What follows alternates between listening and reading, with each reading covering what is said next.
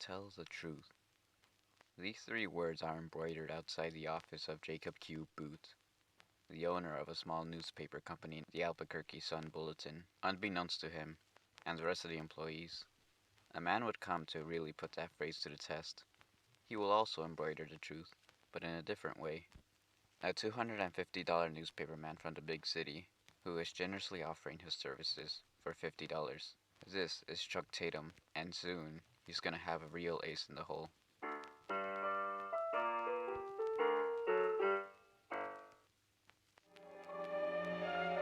I don't think it's a stretch to call Billy Wilder one of the best directors of all time.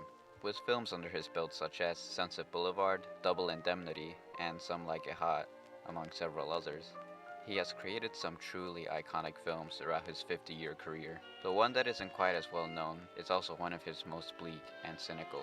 A commercial failure and critically reviled upon its release in 1951, Wilder's Ace in the Hole has recently been re-evaluated as an uncompromising satire of American culture that is as biting today as it was 70 years ago.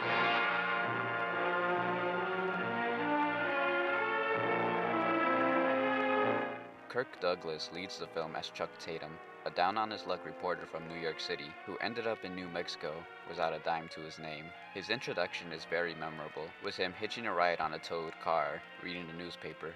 We already get the sense that he's the type of guy to use a tragedy for his own self-benefit. Right after, we see Tatum greet a Native American with a "How?" while he replies back, "Good afternoon, sir." This brief interaction both establishes Tatum's overconfidence and foreshadows his blatant disregard for native cultures.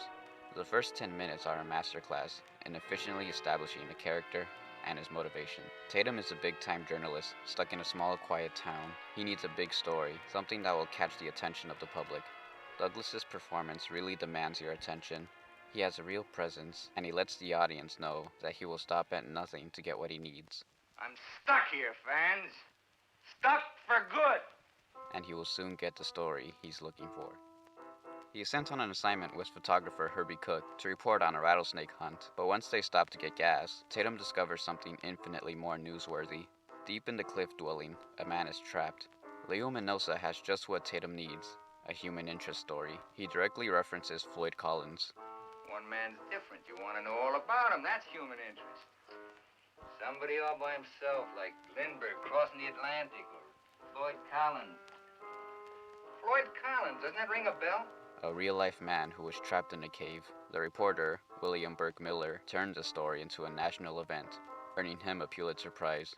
In fact, this very event was one of the primary inspirations for the film. Tatum meets Leo in the cave, establishing his only link to the outside world. Leo sees Tatum as a friendly face, but Tatum has ulterior motives with him. It says a lot that the person he calls before anyone else is his editor.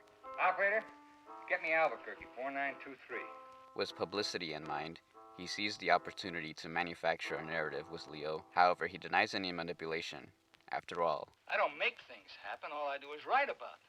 This is a perfect story. Not only does it have the potential to be an inspiring tale of survival, it also has the supernatural slant to really capture the imaginations of the audience. See, the reason why Leo ended up here in the first place was because he wanted to take some native artifacts, so his misfortune is written as a possible act of vengeance from the Native American spirits. How's that for an angle? King Tut, New Mexico. Curse the old Indian chief. A tasteful interpretation of their culture, I'm sure. It's quite rare in the 50s to have such an unlikable protagonist, which makes Douglas's performance all the more impressive. As callous as he is still able to put people under his spell. How about it, Mr. Irish? I could do wonders with your dismembered body. Oh, Mr. Tatum. Really? He is a very charismatic man, who always has the right things to say at any moment, and everywhere he goes, he leaves a trail of greed and selfishness. He manages to strike a deal with the local sheriff, Kretzer, for exclusive access to Leo, in exchange for Kretzer's re-election, a rare depiction of corruption within law enforcement in the 50s.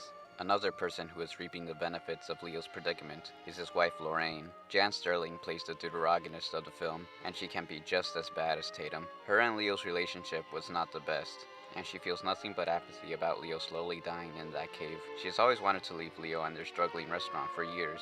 Grabbing the early bus. Where to? Out of here fast. But now tourists have started to come because of Tatum's story. In a brilliant shot from behind a bust, we see Lorraine decide to stay, turning misfortune into a tourist attraction. But Tatum doesn't want the public to know of her callous nature, so he instructs her to act as the grief-stricken wife, who wants more than anything for her husband to be safe.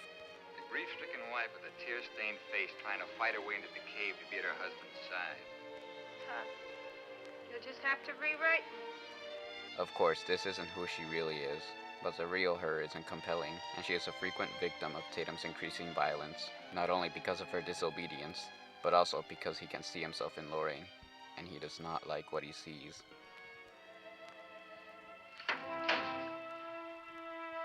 That's more like it.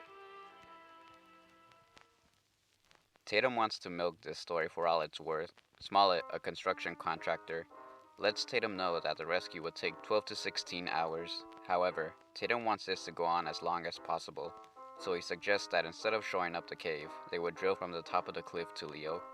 Suppose we set up a drill on top of the mountain and go straight down.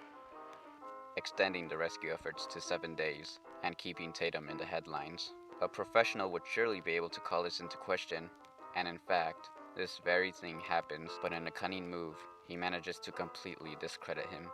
Did you get your man out, Mr. Kuzak? I'm afraid we didn't. We were too late. So his plan will continue unquestioned, though this would eventually prove to be his biggest mistake. It's not evident at first. Tatum's story is attracting people from across the country. The circus has begun. This is doing wonders for Lorraine's business. At first being free, the cost of admission to the cliff gradually increases each time as we see the entrance. And as the film goes on, more and more people have come to support Leo's rescue, and more people see this as an opportunity to cash in. Now, you take my outfit, the Pacific All Risk. We have a little policy that covers... Thank you very much, Mr. Gerber. And the carnival gets bigger and bigger, making a real spectacle of the whole thing. There even is a song hastily written about Leo. We'll soon have you out of prison, Leo. And of course the sheet music is being sold. Tatum's artificial story is paying off. But while everyone is having fun and making money on the outside, Leo's health is declining more and more. It's very sobering to see Leo's point of view, especially compared to the spectacle happening outside. His scenes are shot in a claustrophobic and uncomfortable way. We see him increasingly coated in dirt and dust, and to make things worse, the repetitive banging sound of the drill above is driving him insane. I can't stand it. It never stops. It's like somebody was driving crooked nails through my head. But no one really cares about his well-being. They just want a good story. Floyd Collins was another great dramatic story. Collins had been trapped in a Kentucky cave by a falling boulder, and the whole wanted to know from hour to hour what progress his rescuers were making. The rescuers planned to sink a shaft to intercept the tunnel at the point where Collins was trapped. But before they could finish it, Collins died after 18 days in the tunnel. Being inspired by true events, Wilder clearly made this movie as a commentary of American journalism. A lot of American news really hones in on the sensationalist stories, especially negative ones. In Tatum's own words, Bad news sells best. Because good news is no news. it also shows how susceptible people are to manipulation by the press, the big carnival representing the literal media circus surrounding Leo. Ever since the news started getting mass-produced, it became bolder, and as the industry gets bigger, so did the competition. So in order to keep it up, it was in the best interests of the news companies to start sensationalizing stories. It's not enough to just inform people, you need to get them invested. Often referred to as yellow journalism, this style pervades the press for centuries. Of course, humans are going to gravitate towards the more shocking and bombastic stories. After all, crime news is prime news. And if there was one figure who really exemplifies yellow journalism, it would be none other than William Randolph Hearst. From humble beginnings as the son of a multimillionaire, Hearst found his calling as a newspaperman. So after getting kicked out of Harvard, his father generously gifted a newspaper company that he just so happened to own to Hearst. His tenure at the Examiner can be best described as brash, unrestrained, and other synonyms. This was a paper for the common man. They need a story that they can understand, and if that means smudging the truth a little, so be it. Hearst became one of the most influential figures, not only in the news, but in American history. It's hard not to see parallels between Hearst and Tatum, and it wouldn't be the first time that he was the inspiration for a film. Then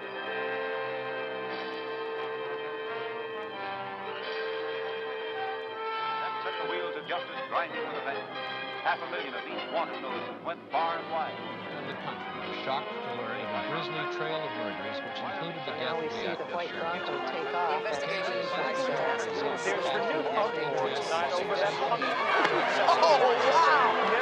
Shirley Advancing technologies have done nothing but exacerbate the already existing issues.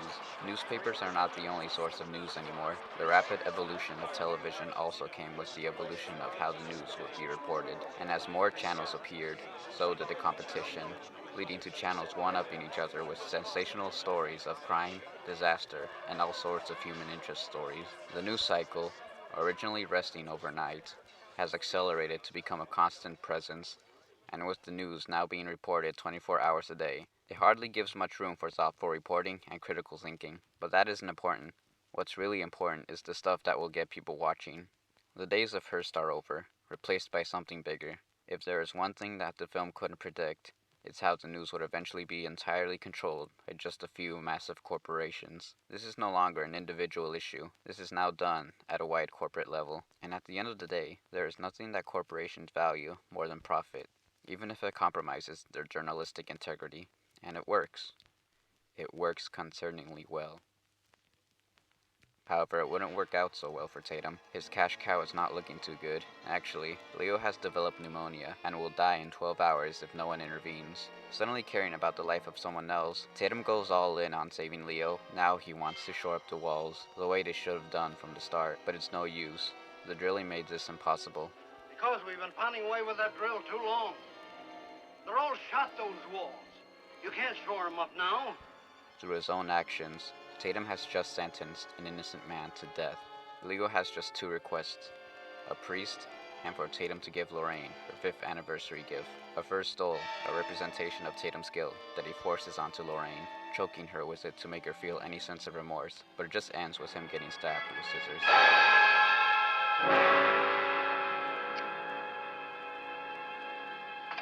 Tatum finally relents, and in his one good deed of the film, he gets a priest for Leo. And after a week of torment, Leo finally dies, with the drill just 10 feet away. He saw Tatum as a friend, a word that meant nothing to him. He was never a friend, or a savior. He was just a reporter with the biggest story of his career. But the story is now over. Leo Minosa is dead. He died a quarter of an hour ago, with a drill just 10 feet away. The carnival is leaving just as fast as it came. All that is left is Papa Minosa, all alone, with the cliff that is now Leo's tomb. Tatum stumbles back to the Albuquerque Sun-Bulletin with a story that'll surely capture the public. How'd you like to make yourself $1,000 a day, Mr. Boot? I'm a $1,000 a day newspaper man. You can have me for nothing.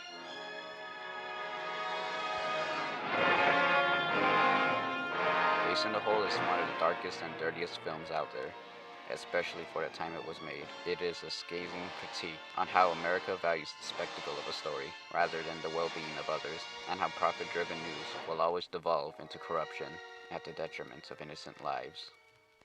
This was a pretty dark episode. Oh, so that's why they're called noirs.